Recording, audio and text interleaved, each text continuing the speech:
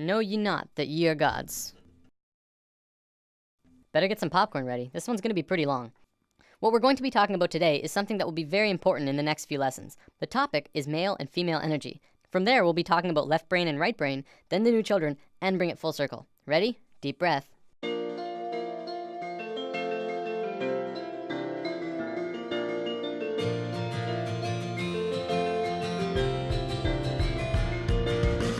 A few weeks ago, we touched upon chakras and how they're at the source of what's affecting your internal systems. What we didn't talk about was the energy flowing within them.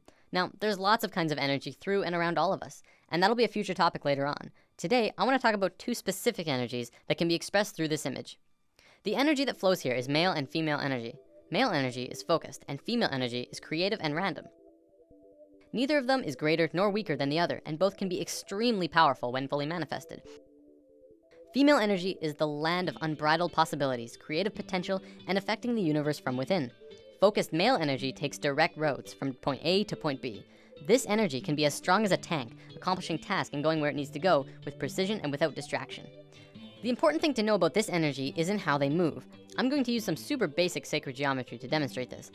This is the Fibonacci spiral. We're going to be talking a lot more about it when we dive into the topic. For now, all you have to know is that it starts at 1 and flows outward forever in a very specific way and is present in all life everywhere. As male energy flows through the spiral, it goes from base point to point, from here to here, to here to here.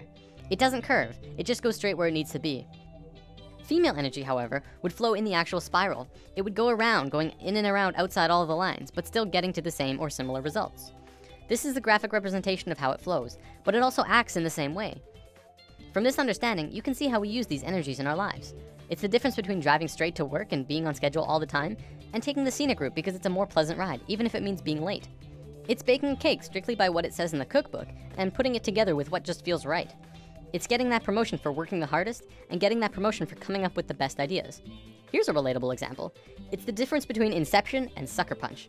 Both about dreams, but one of them being the masculine story of professional men just doing their no-nonsense work, trying to get the job done, and the other being the feminine story that was creative and random and, according to many, didn't make much sense. Both male and female energy, like the chakras, have their own traits. Male energy is linear, analytical, strategic, and practical. However, when male energy is constricted, it is very blundering and confrontational, and what tends to occur is not seeing all sides of a situation, or not being open to any other possibility other than the one being pursued. You can see a lot of that in today's society. Most commonly, we call it being closed-minded. Female energy, on the other hand, moves in curves. It does not stay inside the lines. It is creativity and movement and expression and emotion. It can do anything and go anywhere, but it has trouble sticking to schedule. If constricted, it can get out of its flow, running rampant between emotions and mood swings and ideas. The creativity could get jumbled and come out as an out-of-control mess. We don't have this widespread issue in today's society, and it has a lot to do with our brain hemispheres. We're gonna look at that in a moment. One big difference between the two is that male energy looks at parts and female energy looks at wholes. Before I go on, I wanna make this clear. Male and female energy has very little to do with sexual orientation. Like, it's in the mix, but it's not a fundamental part of the energy itself. For example, if you look at the shape of male and female bodies, men have straighter bodies, women have curvier bodies. We'll probably come back to this in a lesson down the road. Okay, brain hemispheres. We have 2 of them, and if you remember what you learned in grade 10 biology, this will be familiar. The left brain is the male energy side of the brain. It is orderly, statistical, logical, and mathematical. It sees things in straight lines, rational and practical. The right brain is the female energy side of the brain. It is our creative side, a free spirit. It is passion and experience of taste and feeling, movement and art. As is the same with the energy, the left brain cannot make sense out of the right brain. You cannot put feelings and expressions within boxes. They must be felt to be truly experienced. The right brain too cannot make sense about how the left brain understands things. Okay, so as a species, we are primarily left-brained. Well, incredibly left-brained. This basically means that as a species, we essentially have a male energy imbalance.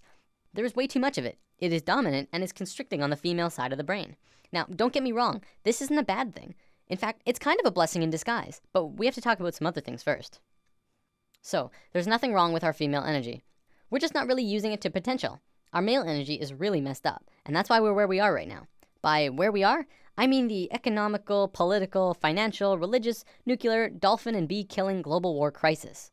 After lesson 1, I touched upon how right now the world is a mess in a myriad of areas. A few people commented saying, well, study the financial crisis and study the nuclear crisis and study the political crisis. They're all completely separate issues. And this is how the male energy looks at parts. We're realizing now that it's constricting on our point of view. As a whole, all of these issues together are further proof that we don't understand how to be harmonious because our male energy is out of sync with each other and the planet. So let's look at indigo children and super psychics.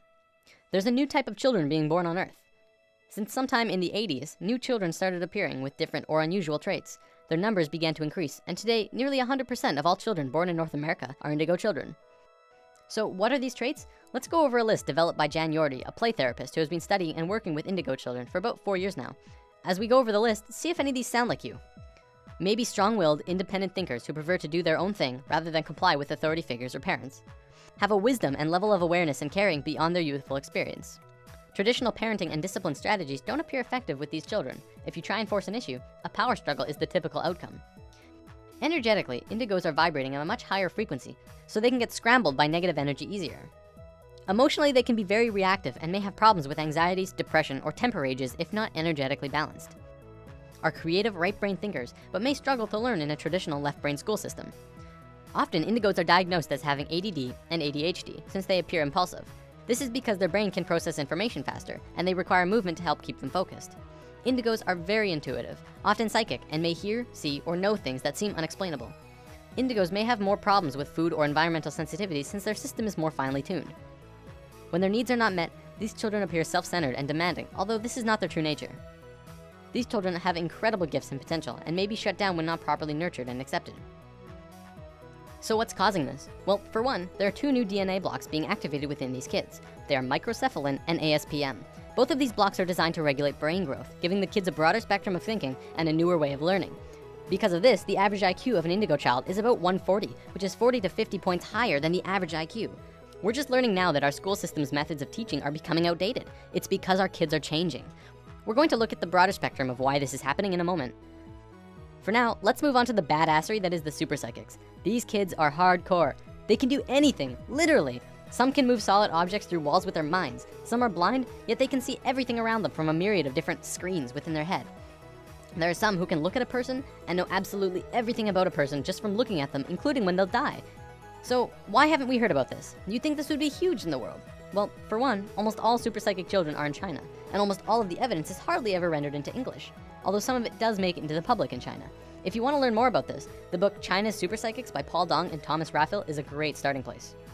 Before we wrap up, we totally have to bring this video full circle. What on earth do the new children have to do with male and female energy? Isn't it obvious? Indigo children are directly connected to our species' male energy, and super psychics to our female. As we grow closer and closer to the peak of the shift, the planet itself is beginning to change. Essentially, this is happening to balance us out. On one half of the world, indigo children are being born. On the other half, super psychics. They are here to help the consciousness of the planet in an incredibly crucial time. There are way more indigo children on the planet than super psychics because it's our male energy that needs to understand. It's through the indigo children and their new way of thinking which is affecting the consciousness of the planet, putting us back onto the harmonious path. As we just learned, to understand things, it takes 2 to tango. You cannot only understand something by reading about it. You need both sides of the brain to click. In the modern world, things like astral projection and channeling aren't really considered science. One of them is exploring different realms outside of the body, and one is communicating with beings of higher consciousness. And yet, because we can only seem to measure it from experience, it doesn't qualify to be legitimate. Because of this left brain constriction, we have lost a major part of what life is about. See, what we have is called polarity consciousness. We see everything in 2 ways, good or bad, hot and cold, right and wrong, religion and science. To once again become harmonious with each other and the planet, we have to learn to understand again from the left brain. When this happens, we can move out of polarity consciousness into unity consciousness, and that's essentially where we're going. That about wraps it up. See you next time. We are suspended in this one moment of movement, spiraling in fractal design, but your mind caught up for linear time. You're too